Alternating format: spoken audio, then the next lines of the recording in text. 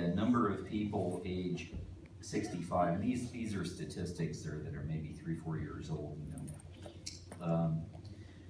In the US, there are about 40 million people over age 65, and in China, there's about 120 million. So it's about 3 times the size of the US population over 65.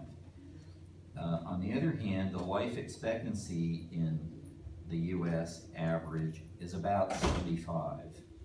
And in China, it's about 72, which is not too far off of the US. So their life expectancy is quite good.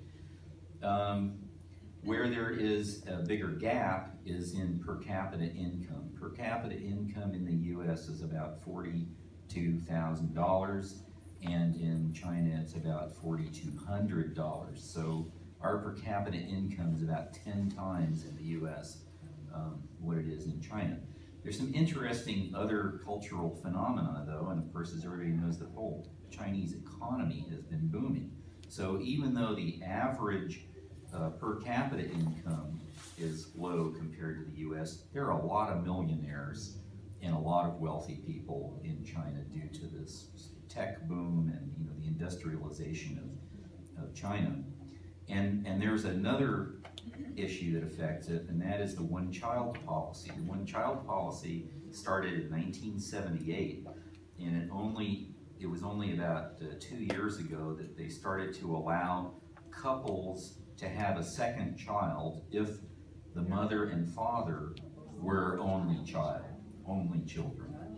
So really, that's been going on for about close to 40 years.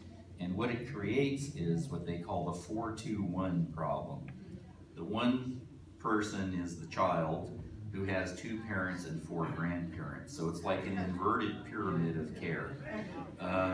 So the tradition, you know, the cultural tradition is that the oldest son is supposed to provide for the parents and the grandparents, and with this 4-2-1 inverted pyramid problem, it's a little less easy to do that. Also, people now have sufficient wealth to be able to hire someone to do it. So there's a cultural barrier, but there's an opportunity. And the other thing that's to me, this is the most interesting statistic. Between 2001 and 2000 and 2011, the number of 3-generation households in China, meaning, you know, children, parents, and grandparents living in the same household, it used to be 201 million 3-generation households in 2000, and by 2011, it was 61 million. That means it dropped by 2/3 over a 10-year period. That's a remarkable statistic. What does it mean? It means that people left the rural areas and the younger people left their parents behind and migrated to the cities, to the urban centers. You know, and there's just ring after ring. If you go there, you see ring after ring of new housing being built out from the center, and some of the outer rings are empty. So that, you know, they're hitting their own real estate bubble there, I think, potentially. In terms of the senior housing situation in China, there's really a lot of what I would characterize from the U.S. point of view as low-income nursing type facilities. There's plenty of that, heavily government subsidized. There's virtually no independent living. I mean, in terms of the scale of the country. You can find examples, and people are starting to build communities, but the government and the commercial real estate, actually, you know, it isn't really just the real estate market that's interested in this. I was asked to speak at some conferences in China by a group called the China Real Estate Chamber of Commerce, and those are all real estate developers and you know, has architects in it, and every discipline around the development of and ownership and investment in real estate. But the seminars, the people who came to the seminars, you know, I'd collect the cards afterwards, and they would say, China Aerospace. and China railways and so forth. And I'm thinking, are we going to send the seniors into orbit? Or what?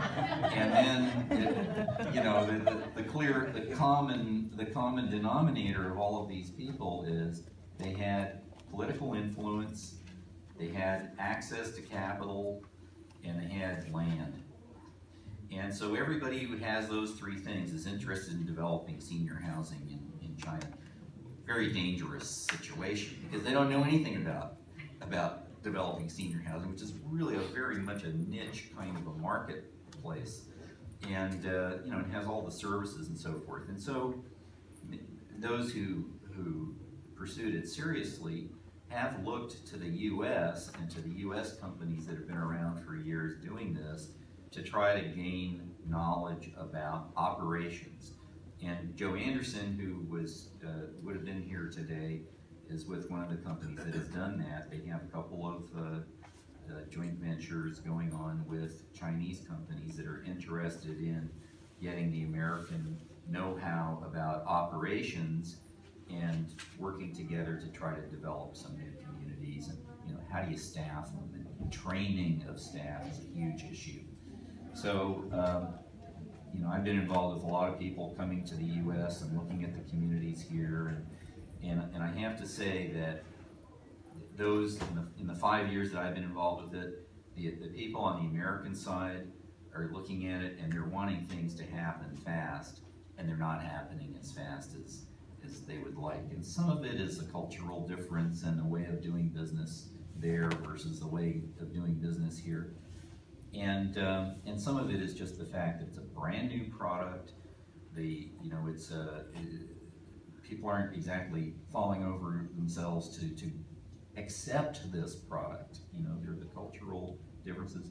Some of the big Chinese companies, you know, insurance companies, for example, that have an incredible mailing list. You know, they can contact millions of people and on their mailing list and send them a brochure, or then they know something about their lives, and they're already, you know, collecting money from the monthly premiums or what have you, or annual premiums. They're very interested in this field. And in fact, many of those insurance companies are building large-scale senior housing projects in China. The problem is they want to do 10,000 units or 5,000 units. Oh. You know, and in the United States, people are nervous about doing 500. So, you know, and I've had people say, and I said, well, what about the consumer? If you build, you know, 5,000 units, can you get 5,000 people or 7,500 people to show up and move in? They go, oh, no, we're not worried about what the consumer wants. We just tell them what to do and they'll do it. So, you know, I don't believe that that's true, but some have that attitude. It's very interesting. You know, it's different. You know, in the United States, the consumer is king, and but I don't know if that's true in China. So it'll be very interesting to see how the industry develops there. Thank you all for